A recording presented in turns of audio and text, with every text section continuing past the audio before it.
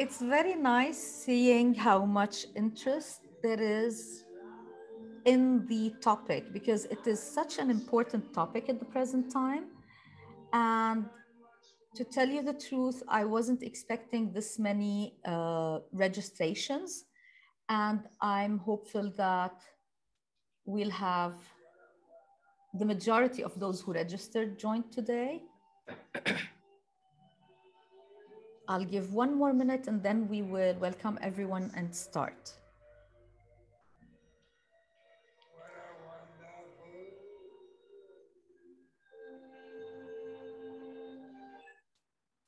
And with this, what a wonderful world with everyone who's joining us today. The future is all about the early childhood education, as the future is all about our children who are growing up to brighten our futures and make the world a wonderful one. With that in mind, I'd like to welcome all attendees and most importantly, our panelists who were willing to give us their time and to share their knowledge and expertise. Around the screen, we have Ms. Raja Al-Asad, we have Ms. Samah Abu Ghazal, and we have Dr. Asia Foster. Locations vary between Abu Dhabi for Ms. Raja, Samah is in Beirut, and Dr. Asia is in the States.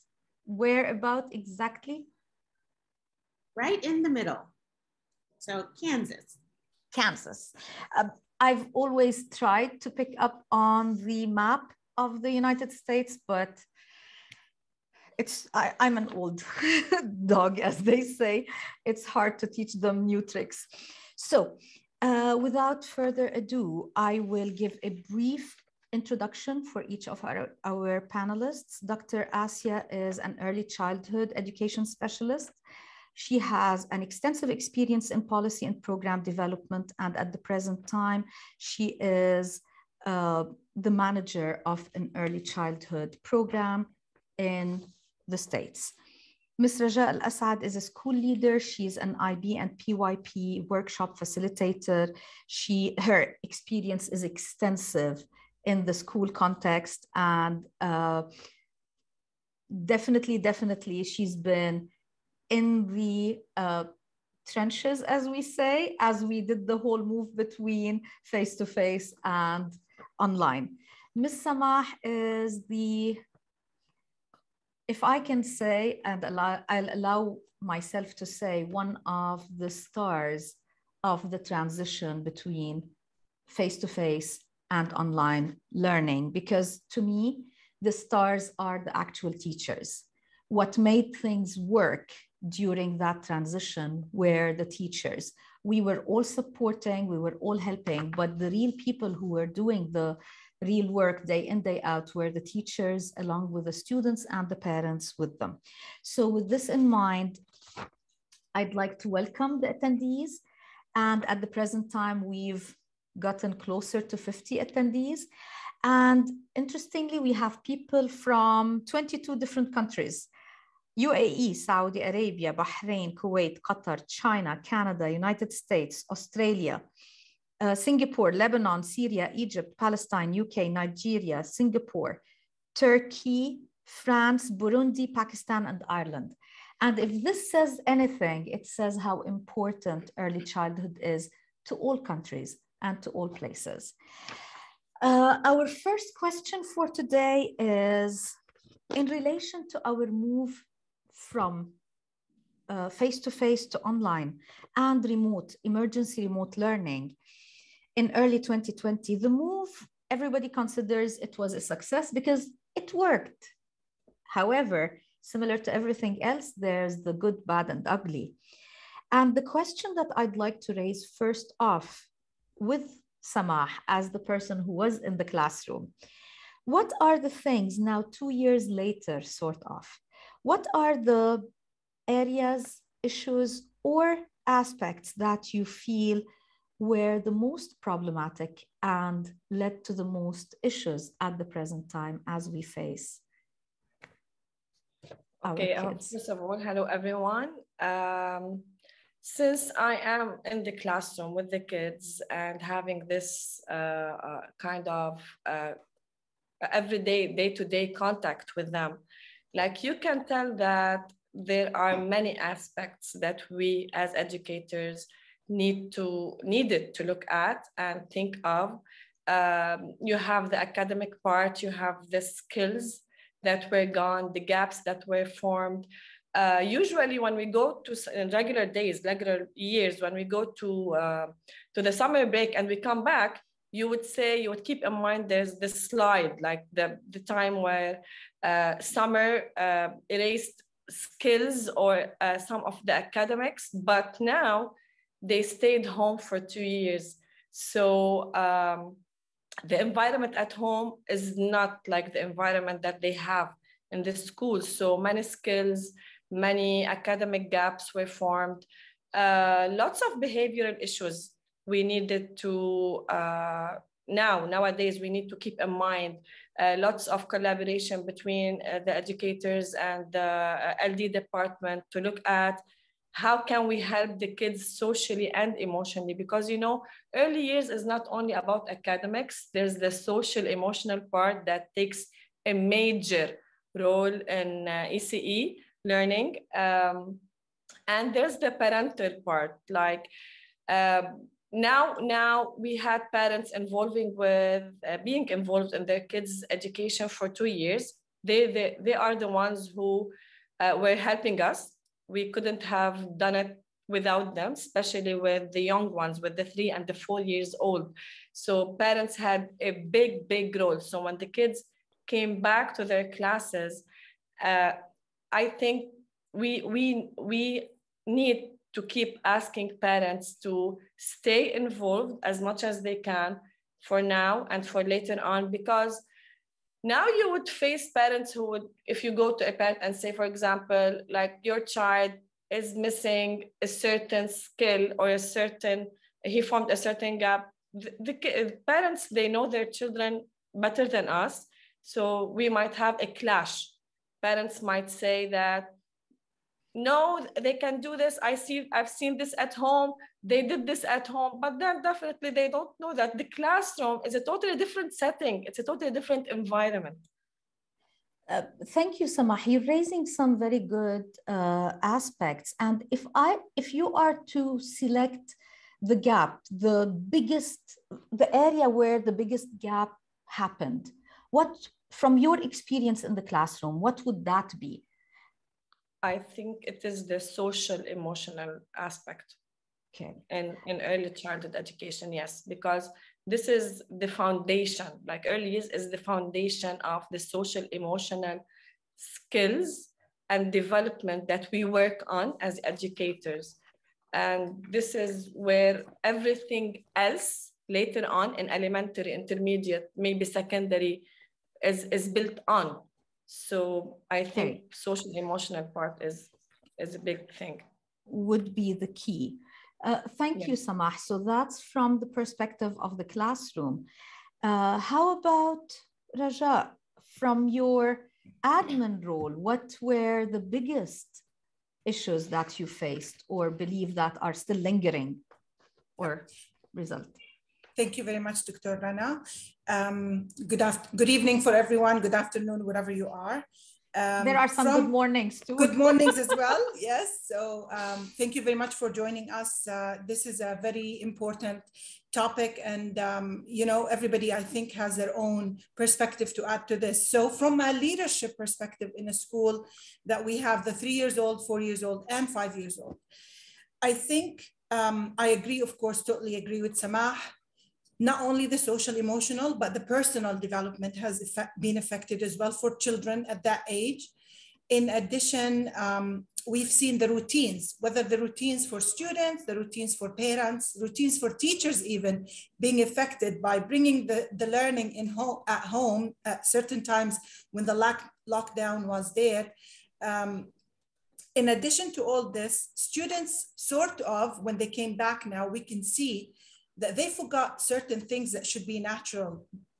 For example, playing outdoor, because they haven't been playing outdoor for a while. So now we see that that skill is really needs some work. Fine motor skills, because they haven't been using their muscles and training their muscles. That is something we notice when they start writing, because they've been relying on keyboards and screens and all these things. So they haven't really trained their muscles. And when it comes to writing, we can see that impact on the students. Yeah. So that's from students' perspective. But from a school perspective, we got really negative impact on registration. I think across the world, I've never heard of a school that had met their targets for registration. And we had a slide in numbers of students registering for early childhood centers and schools. So it's very important what you're noting, because after all, it's key when we notice that there's attrition. Now that happened even at higher grade levels, where many individuals and many families decided to go for homeschooling, thinking that as long as I'm going to go with online, why should I pay all the tuition for the school? And with early years, it being the brick or the base on which we can build, it becomes even more problematic. Thank you, Raja. You're welcome. Dr. Asya, how about from your perspective as a policy person and researcher? Well, hello, everyone, and thank you for attending this session, because again, like my colleagues have already said, this is a very important topic. What I found striking in the wake of the pandemic really was a lack of equitable systems to support children and their families. So if we're looking on a global scale, the margins have really grown wider. So the children who have not been receiving any type of educational experiences, or who have had limited educational experiences, or not high quality experiences, the impact of COVID on them has been astronomical. We know that it has impacted children overall, regardless of their socioeconomics or their environments. But for these children who are in the margins, they've received less support, and their families have received less support. So it really solidifies this idea that, you know, we know early childhood is foundational, and we know that there need to be systems in place that support young children, but we need to make sure that they are available and that there's quality and consistency for those young children. So I think that it's problematic, but it's always been problematic. It's just been further highlighted with the pandemic. So that's a component that really needs to be addressed moving forward. I think the other thing for me too, I wanna kind of switch gears here and talk about the use of technology. Early childhood is a spectrum. We're going from birth to 8. So, and right down the middle, we've got children who are having experiences in traditional early childhood programs or schools, and we have children who are not, who are in home-based environments. And so we have to think about the whole spectrum when we think about how do we make these effective shifts to assist children in their learning. And a reliance on technology was a very big part of shifting for schools. But we have to keep in mind that best practices in early childhood still have to remain first and foremost. And that a more embedded use of technology, especially for very young children, still isn't appropriate. We still needed those and we still do need those face-to-face engagements, those hands-on interactions. And I think some of that was lost in the move of trying to do the best that programs could in supporting children that they didn't necessarily have access to. But again, something to continue considering as we don't want to do away with best practices in any event, but especially not in challenging times like COVID has brought on. Yeah. Thank you, Dr. Asia. You're touching base on a very important thing that was also mentioned or was the result of research that was conducted throughout the pandemic. So the notion of equity was consistently coming up as a challenge based on the notion that some children didn't have access to technology as much as other children. And also there is the socioeconomic and the parental involvement in what the children have at home. So we all know that there is a digital divide. Always that was an issue when it came to technology. Digital divide was important. What happened in the pandemic, the digital divide became even bigger. And when it comes to socioeconomics, children coming from households and parental environments where are not very supportive maybe for their development used to make up for it in the school itself. And in the COVID time, that increased the divide rather than decreased it. So Samah's comment with regards to the social emotional aspect, the involvement of parents was also shed light on and found through research. And the routines with the attrition also that Raja mentioned were there. And Dr. Asia, what you're mentioning is also important. Now, as we're going through this, I was just skimming through the chat area.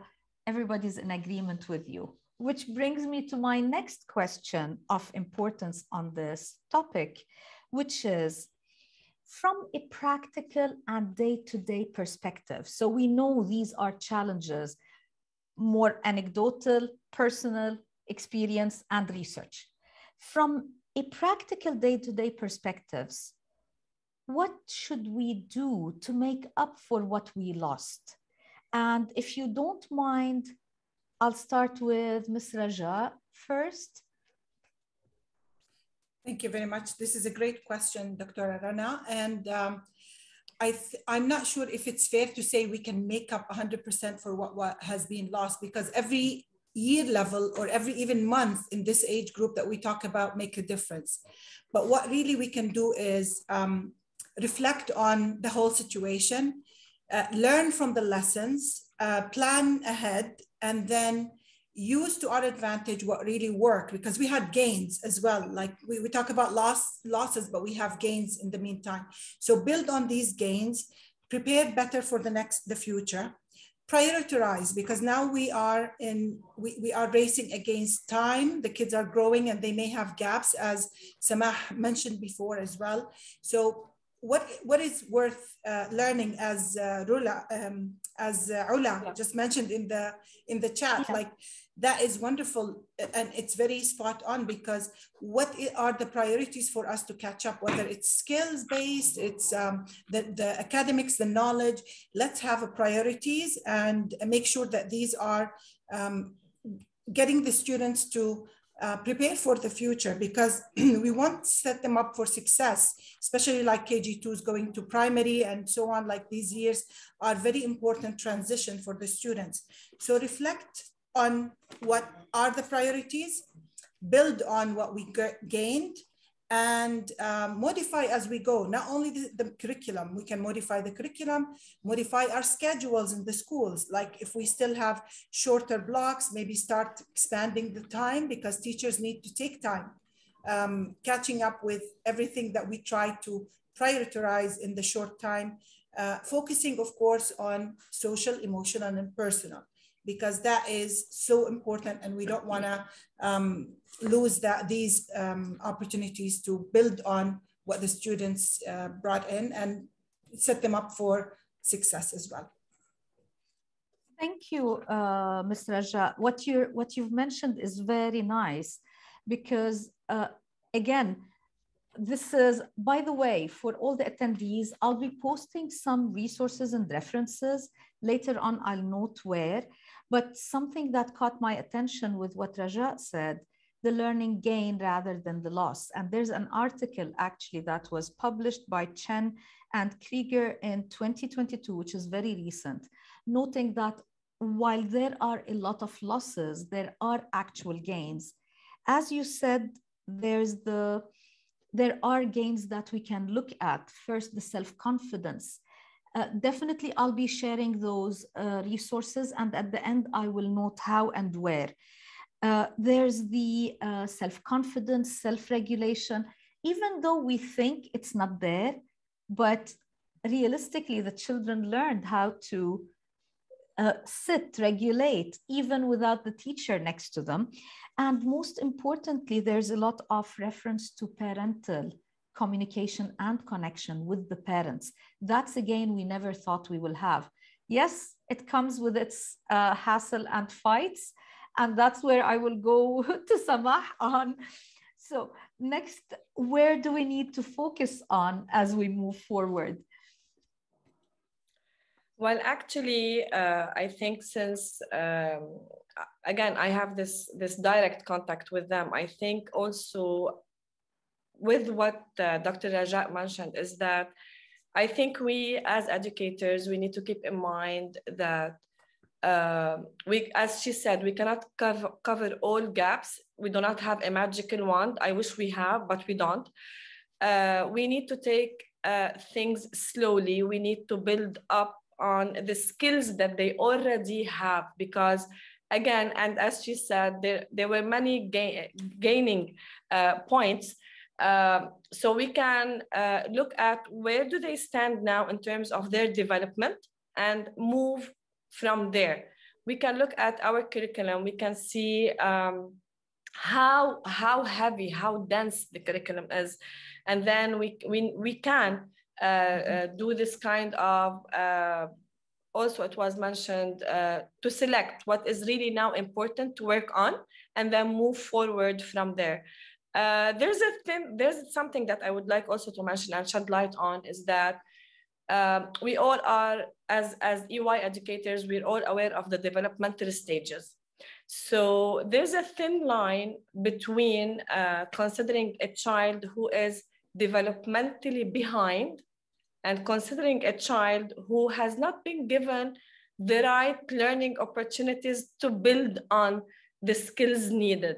So instead of directly assuming or assessing a child with some learning barriers, learning difficulties, we need to keep in mind that there's a time that was lost. The opportunities that they had at home, no matter how rich they are, they're not like the ones that they have in the school or with their friends or in the classroom. So I think we need to keep this in mind, that not every child that we have now in our classes who is unable to count to 10, as simple as this, there's something that is making him not learn. Like I would go directly to the LD department and say, I need to assess this child, there's something going on. No, let's go back to what the child has, where did he stop, what can I do next, and have this kind of relation with the parents so that we can know how to move on. Thank you, Samah. Excellent points that you raised. And obviously, from the comments, I can also see that many agree. Dr. Asia, from your perspective, what would be the thing? So I want to take a step back and look a little more broadly at this. Okay. I think that we need to focus on well-being. We need to make sure that children are okay. During the pandemic, the rates of domestic violence have increased exponentially and have had a direct impact on children, whether they were direct victims of domestic violence or in the sphere of domestic violence situations. So there's an element of well-being that needs to be a central focus, because we can't teach children and we can't set academic agendas or engagement if children are not ready to learn. And if they're not mentally prepared to do that, then they're not ready. So we really need to focus on mental health for young children. There's a lot that's said within the academic environment about resiliency and how children are resilient and they're able to bounce back from experiences, and they are able to adjust. I think in a lot of instances we lean a little too heavily on the idea of resiliency, and we make the assumption that yes, children will bounce back, but the reality is that there are many instances where they're not able to do so, and we see the impact of that in their behaviors and how they engage, or lashing out, or turning inward, and being less connected. So these are all elements that are extremely important that we need to be aware of, that we need to be focusing on. Throughout COVID, all of our mental health has been affected.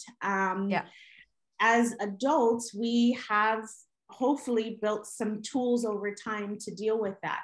It's important that we make sure that we give children those tools and that we help them along, and that we're paying attention and we're reflecting on their behavior and how they're being impacted, and we help to provide those supports in that shift, because without this, nothing else matters if children are not taken care of, and are not healthy in the environments that they're in. Thank you, Dr. Asya. This is the aspects that were raised by the three panelists are of extreme importance, and I can tell from the commentary also that there's agreement and questions that are based on what was noted and mentioned.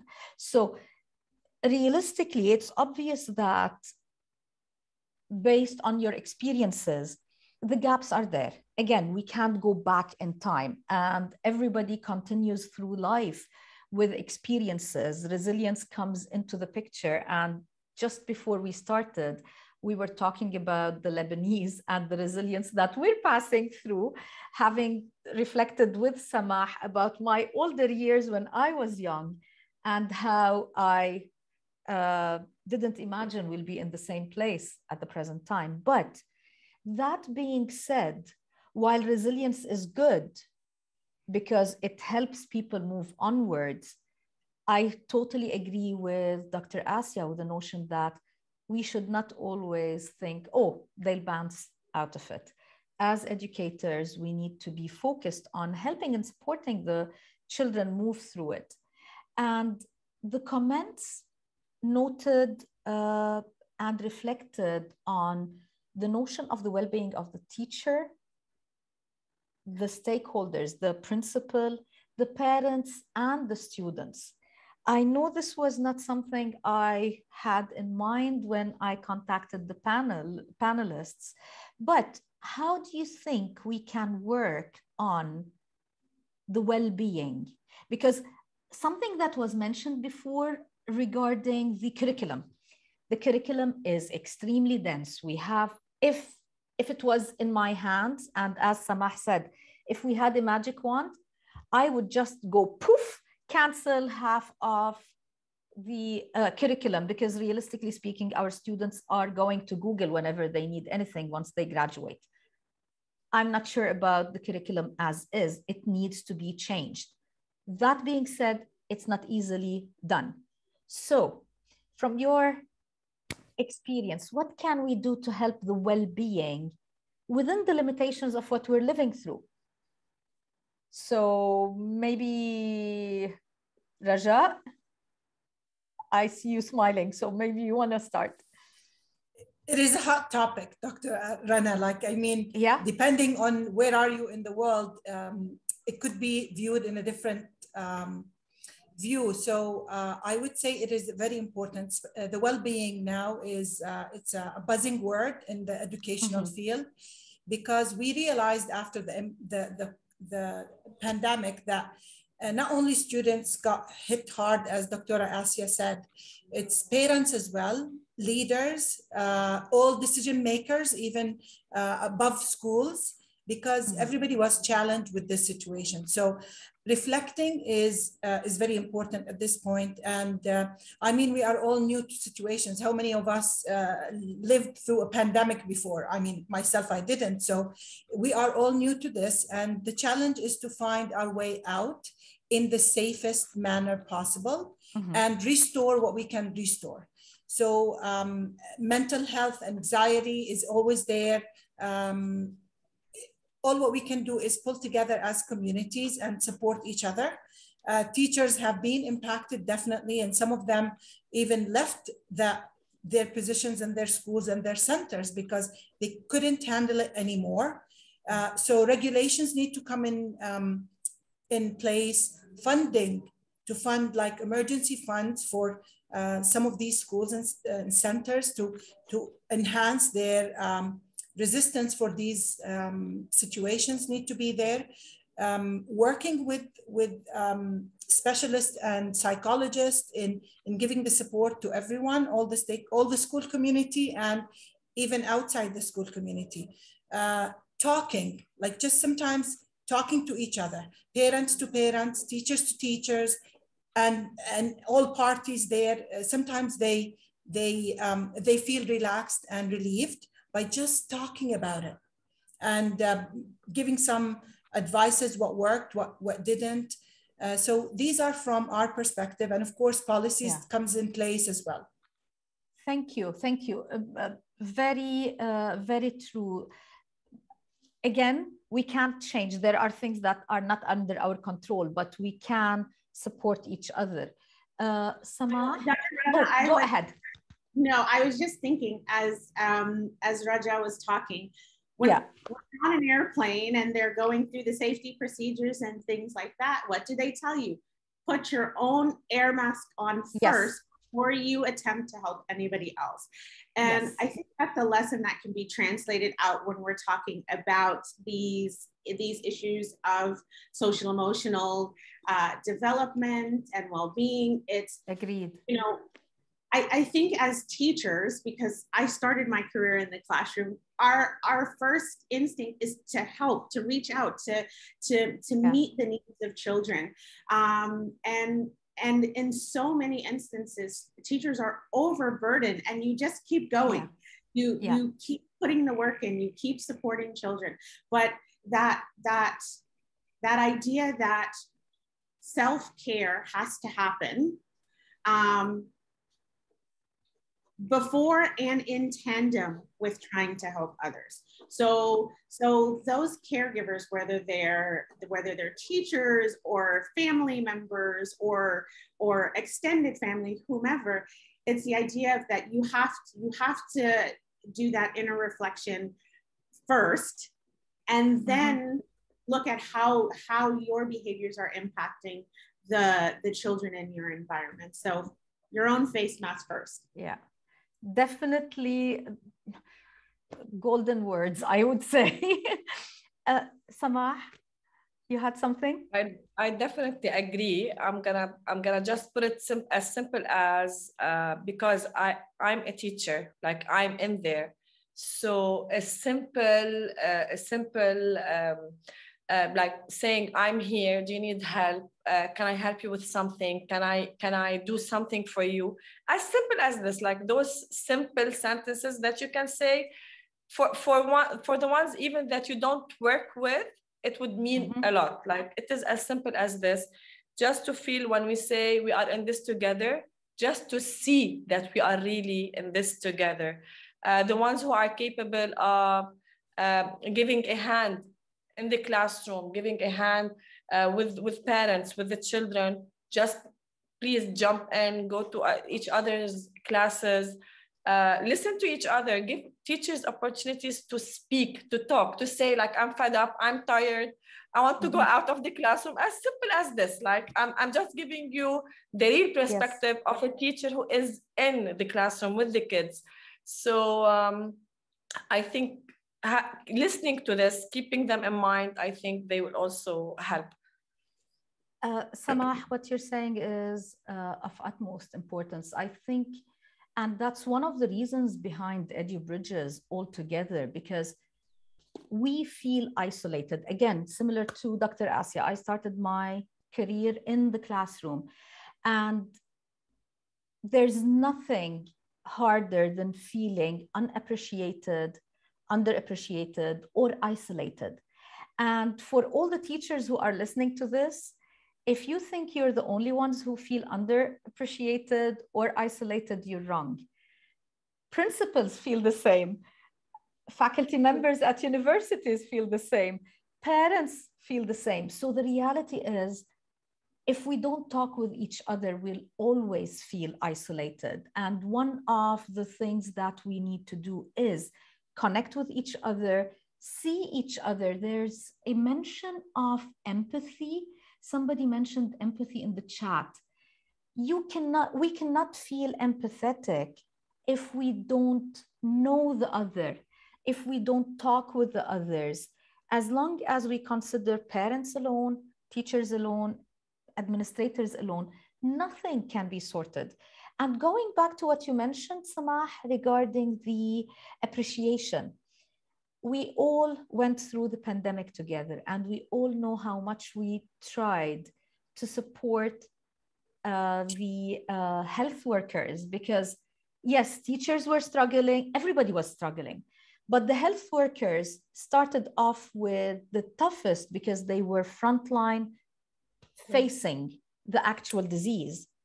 And just the mere fact, the clapping on the street or the thank you or lighting CN Tower with blue, that made a major difference, because emotionally feeling the support is very helpful. So that's one of the things we need to do, the communities of practice. And going back to research, the connection, some of the most relevant findings from the research I went through noted that communities of practice and talking with each other was the most helpful piece for us to continue and move through. The problem we face now is that 2.5 years later, everybody forgot about it. Okay, let's leave everybody alone and go back to our spaces. And I think going back to what Raja said, these are some of the gains. So let's build on them. So, do you have something to say, Samah? No. Okay. So from your place and position, what would be the thing as we plan for the future? So we reflected on the challenges, we reflected on what can we do to overcome the gap, which is not very easy, but we need to continue and keep on. If you had that magic wand, and if you could change anything in order to make things better for early childhood education in the coming post-COVID, what would that be? I'll start with Raja, with Dr. Asia, then go to Ms. Raja, and finally with Ms. Samah. Yes, Asia. So I work in early childhood policy and programming at state and local levels. And for me, I would say that I want early childhood to be first and foremost in the conversations that policymakers have. That's my ultimate dream. But I think what's important to remember is that, you know, we have defining moments in life where pivotal change can happen. And I think we're in one of those times right now. COVID, I mean, I don't think anyone looking back 3 years ago would have said, yes, there's going to be a global pandemic one day that's going to impact all of us. I think it would have been a rare occasion where that was on somebody's mindset, but we've all experienced that. We've all lived through that. And as a field, you know, we have an opportunity to reset. The world globally has really seen the fundamental importance of early childhood. And it is on the minds and it's in the talking points of so many officials and practitioners and families. And so while we have this time, we need to take this momentum and continue to work on creating quality systems which overlap beyond the classroom. So ensuring that, yes, children are getting a quality education within that school setting, but for early childhood, what are those things prenatal that we're doing? What are those things in the first 1,000 days of life that we're doing? What are those things that we're doing preschool or pre-engagement and nursery experiences? Those are the systems that we need to be working on, and those systems need to be developed with the whole child in mind. So that's what I'd like to see for early childhood. And yes, in some instances it requires funding, but it also requires a continual advocacy around the importance of these topics and the importance of providing these foundational components to young children. Thank you, Dr. Asya. Ms. Raja? Thank you, Dr. Asya, and I totally agree, because early childhood is not a priority in many countries, unfortunately, and we can see it because some of the countries do not have even a mandate to have enrolled students in kindergarten age. So that is honestly, hopefully it would change because of this big, I would say, experience that we all been through. So hopefully the ministries around the world would look at that age group in more serious, perspective. I also hope that we can, coming out of this pandemic, hopefully post-COVID, we look into this as something that we can prepare ourselves to. And the first time we didn't really prepare anything for, because as you just mentioned, we didn't know it's coming. But now as we know that it can happen again, hopefully, God forbids, we don't have anything coming in the near future, or we wouldn't experience even a second pandemic in our lives. But we practice fire drills. We practice all these disasters, and yes, we do have drills all the time. So how come we can't really predict something big on a larger scale? This is a global pandemic. So maybe having a serious talk about how can we prepare for any future similar situation. You know what, Raja, what you're mentioning is extremely interesting. It's very hard to predict something like this, because it's, I guess, in our wildest dreams, we never thought there'll be a pandemic this big. I usually say that movies, there's always, even in post-apocalyptic times, there's always a country that the hero is trying to run to. The reality with the pandemic, there was no country that one could run to. So I think it's very hard to predict this, but the notion of problems that might have an impact on the teaching and learning are definitely predictable. And one thing that could be of extreme importance is maybe for academics, policymakers, teachers, to put a plan at the beginning of the year, or maybe for what are the priorities in the curriculum to be covered in case of emergency, whatever it is. So minimum, at least the extra frill that is in the curriculum that we can afford to let go of. What is that? Maybe put priorities. I just thought of that. Yes, similar to a fire drill, what would be of importance to cover? Samah, from your perspective, what would be a dream come true? There's a funny thing. I was just like laughing when Dr. Raja was speaking about the role of ministry.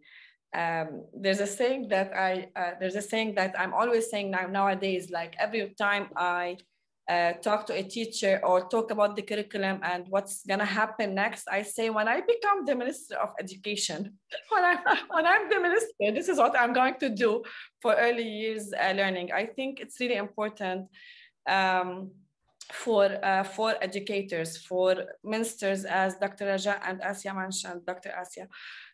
We need to look at early years as the foundation of what is gonna happen later on. Many parents, not only countries, many parents do not believe that early years is something that their kids need to go to or be part of, because they're still kids, they're young.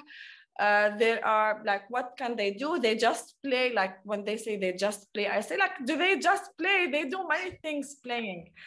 I think as for countries, they need to look at the courses that are being taken in the universities. How can we equip and give the right knowledge to the future educators so that they have this kind of perseverance, resilience, the good education, the understanding of this age, so that later on, whether it was a pandemic, whether it was not a pandemic, something else, we have educators that can be proactive as much as they can. So this is what I would like to have in the future. Thank you, Samah. Your comment, along with Dr. Asia's, regarding early childhood not being high on the priority of policymakers or parents, unfortunately, is reflected even in the tuition fees for early childhood classes.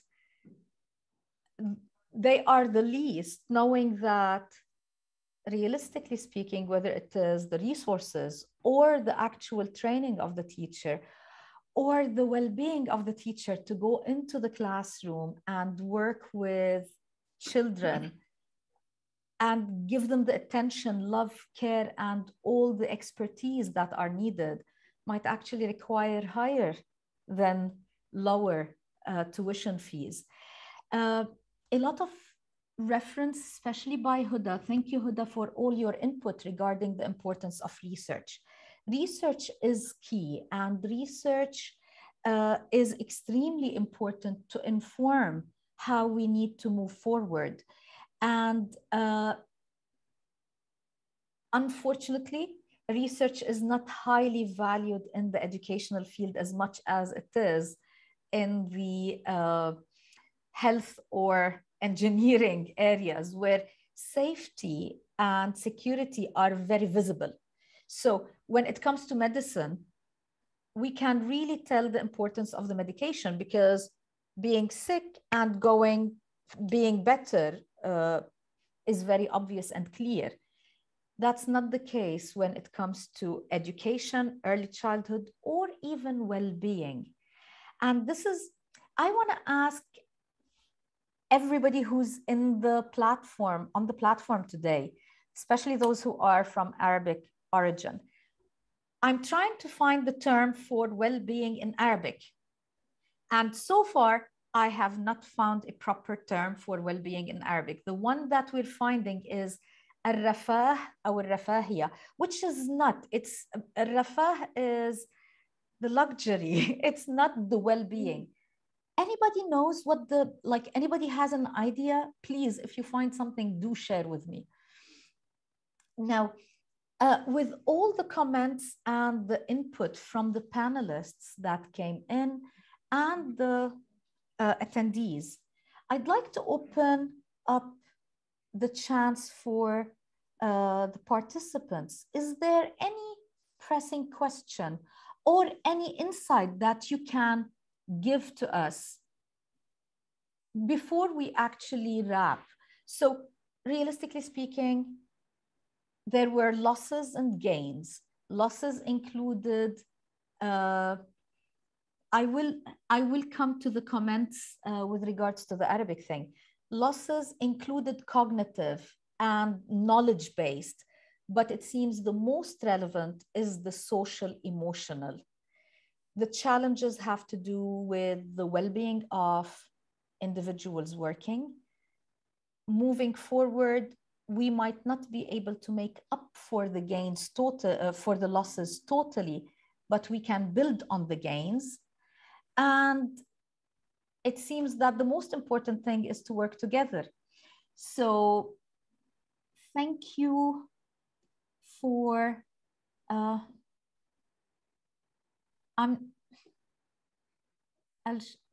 I'm not sure what the name is. الرعاية ممكن الراحة النفسية الصحة النفسية والجسدية. I think that's the closest, Dina. الصحة النفسية والجسدية might be the closest, at least in my opinion. But there are many other educational concepts that do not have similar deep Arabic synonyms as well. I agree, Ayman. So input from the attendees. Anything that you would like us to address? SD3, as a teacher, I can see that students are having difficulty in concentration. Okay, Rula is mentioning the concentration. This brings the notion of student engagement in order to have the concentration. Unless the students are engaged, they cannot concentrate. And concentration via the screen is not as helpful.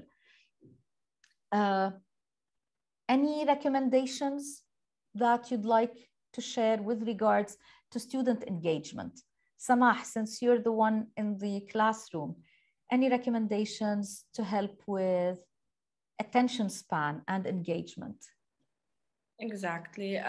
Well, I would say definitely go back to having smaller groups as much as you can. Set learning invitations that are really inviting and that they are really open in a way that most of the children are interested in exploring and in trying out what is in there. But the most definitely, I would say, because sometimes I believe that early childhood education is not only about group learning, it is the individual as well. And both of them are just related to each other. So maybe having smaller groups, smaller discussions, centers, more visuals, I think it will help as much needed. Okay. Sabahat has a question, so I'm allowing her to ask a question. Please go ahead. Hi, assalamu alaikum. Hi, everyone. Wa alaikum salam. How are you? All good, thanks. So I'm inshallah within a week submitting my dissertation for review. All the best. Inshallah. My topic of inquiry was looking at, and this is within the opposite spectrum. We're talking about early education, but I was studying doctorate students in the UAE and looking at how language was impacting their academic inquiry. And what I found were a great need for teaching, even at a doctorate level, emotive lexicon and creating foundations with vocabulary for emotional expression.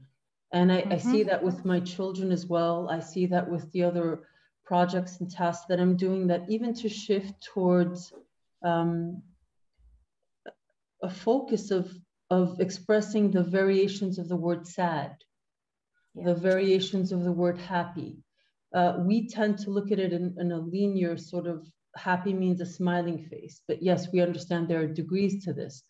And I see that now I'm attempting to transfer this knowledge that I received from doctorate students and move it towards middle school years, and looking at how significant, especially for second language learners, especially for learners within academic context outside of their native language, how important emotive lexicon is for their self-development and even grounding their sense of community and safety and security. And so I wanted to add that because I'm finding it with myself that it's actually feels profound to me that I can interact with a 4-year-old and a 45-year-old, and the same conversation is still applicable. This need for focus on emotive lexicon and its depth. So I wanted to. Thank you. Thank you, Sabah. Am I pronouncing your name properly, Sabahat? Sabahat. Sabahat is Sabahat. It's Sabahat. Yes. So thanks a lot for your input. It's extremely important because it all starts with the early childhood. That's where we start learning how to express our emotions. And depending on the culture where we're at and our background, this is very highly connected with culture. I know if I want to reflect on my own personal experience, I don't think I ever said openly to my own children, I love you, and expressed it openly until quite later on. When I first had my children, I had a struggle in saying, I love you, because I grew up not being used to using the term I love you because it had different connotations. It meant something else and more expressive than just pure regular love. So I fully agree with you, Sabahat, that it really means a lot and it needs to be attended to, the notion of terms and expressing oneself. So with that, I'd like to go back to the notion of talking with each other. It all has to do with talking with each other because it seems it's of high relevance, importance to our topic today. And we're getting close to the end of the session. I want to share the screen to show you where we will be able to continue our talk that we have today. Today's session was a great eye-opener for me with regards to the importance of early childhood and the interest in early childhood. While we do say that early childhood is not high on the priority level with policymakers and maybe some parents and whatnot, however, it's on high priority level with many people, and the attendees today are the perfect example. And it shows that I always say, it hurts me most when there is a session and the first question that comes, are we going to get a certificate of attendance? Guess what? Today, an hour into the panel, I didn't receive a single question about certificates of attendance, which is the attestation to the attendees' interest in early childhood and in having this discussion. So thanks a lot for your passion, for your interest. When it comes to our discussion, we will continue this because we cannot keep it for policy. With all due respect, Dr. Asya, we can't wait for only policymakers to put things in action or for leaders. With all due respect to Ms. Raja, we need to take the action and work for it to happen. With that in mind, we have created the community, like on edubridges. If you press on community, you'll find that there is early childhood development space. This space will be dedicated to continuing our discussion. No 1 hour panel can offer all the answers, but it can provide the means for us to continue our discussion. So please, anybody who's interested, join us. Anybody who has a resource that's worth sharing, please post it there, and we will also share our resources with you. I will be placing the reference to the research that I have found in here. So expect that by tomorrow. And before closing up, I'd like to give the panelists the last few minutes in order to mention anything that they'd like to share with us before thanking everyone. Any last words? I will just... Oh, okay. Go ahead, Sama. Thank you, Dr. Raja. I just want to say that this was a much needed conversation from the perspective of a teacher who is like, she's having all of this. This is what we all discussed, day-to-day life. So I think it was much needed. I think it shed light on many points that maybe when I'm in the classroom I don't think about, but now like they are relevant for me. Thank you, Dr. Raja. Thank you, Dr. Asya. I really enjoyed this discussion. This is when we start talking. Like, this is the step Excellent. one. Let's sit and talk, and let's discuss early years. That's it. Ms. Raja. Thank you very much, Dr. Rana, Dr. Asya, and Samah. It's wonderful to be there with you guys. I mean, I know Dr. Asya and Dr. Rana before. It's my first time to meet Samah, and it's a pleasure to be here. We are great advocates for early years, and we will continue advocating for that age group because we believe in the potentials. They are really the future of all the nations and any nation. So stay strong. We've always been focusing on these children, as Dr. Asya said. They are our priorities, whether they are our own kids or our kids in our care in our schools. Therefore, stay strong. Something will happen. We know that things are changing over the years and the months. So hopefully the power of our beliefs will change. And thank you very much for everyone who joined here. Thanks, Ula, Rawan, Dina, and everyone for attending. Thank you.